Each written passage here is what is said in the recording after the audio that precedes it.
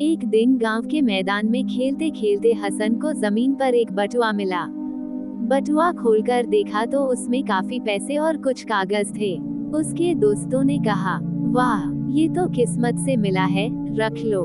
लेकिन हसन ने बटुए को ध्यान से देखते हुए कहा, ये किसी की अमानत है, इसे वापस करना चाहिए।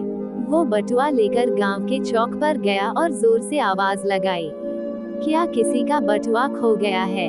थोड़ी देर बाद एक बुजुर्ग घबराए हुए वहां आए और बोले, बेटा, मेरा बटुआ खो गया है।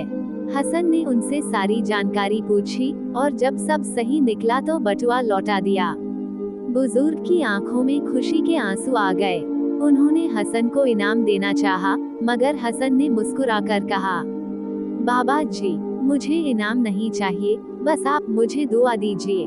बुजुर्ग ने हाथ उठाकर दुआ दी, अल्लाह तुझे हमेशा ईमानदार रखे और तेरी रोजी में बरकत दे।